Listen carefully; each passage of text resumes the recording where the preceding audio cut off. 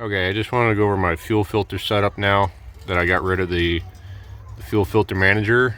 So this base here is, I got this off of Amazon. It says it's for a cat filter, but this Wix filter, number 33528, screws right on there, fits well.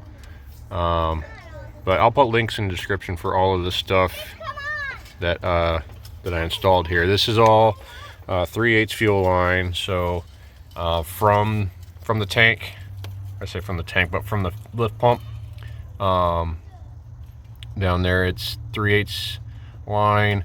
I had to add a splicer in there so it can come up here. And then there's 4 ports on here, in and outs. They got the arrows marked, so it's pretty easy. I sealed everything up with this yellow like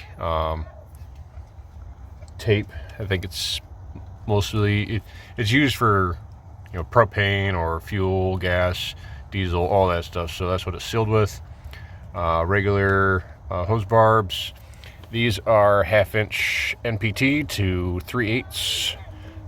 These are, says this fuel pressure regulator I got off of eBay. It cost me like 40 bucks. It wasn't that expensive. It's kind of cheap. It works, but I might get a better one later on.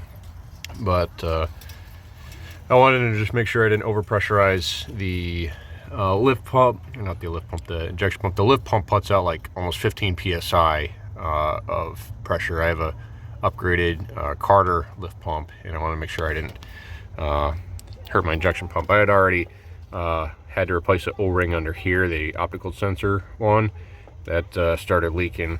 It wasn't bad, but it was enough that it's you know, smelled the diesel, and I just didn't like it, so I replaced it. But anyways, yeah, these are 3/8 MPT to 3/8 fuel line. I have it set at like 8.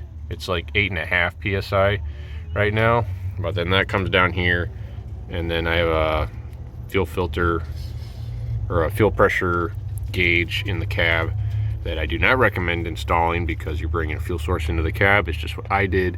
I'm a grown adult. I can take my own risks, but I do not recommend doing it that way.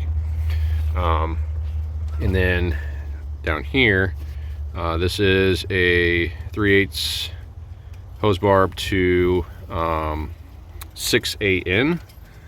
And then this little fitting down here, that is from Quad Star Tuning, and what that does is it replaces the little restrictive hose that goes from 1/4 inch, which is factory, to the, I think that's the pressure regulator inside there. So it self-regulates, but it can only do so much.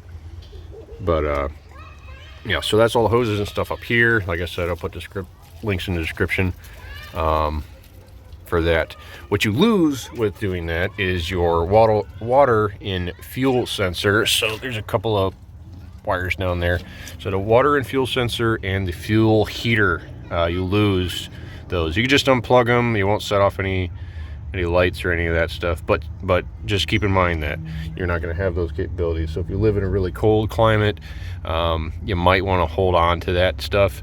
But this is what I did. I had issue with the filters that go in the stock fuel filter manager. I would get the Baldwin ones, but the air bleeder on top, I'll make a pic, or I'll stitch another video into it. I would keep breaking off, so that's what I did, because I was sick of it breaking off. This is the stock one. All right, so on the bottom you got the heater, you got the water and fuel sensor. This is where it comes in. It's 3/8. As you can see, it's larger.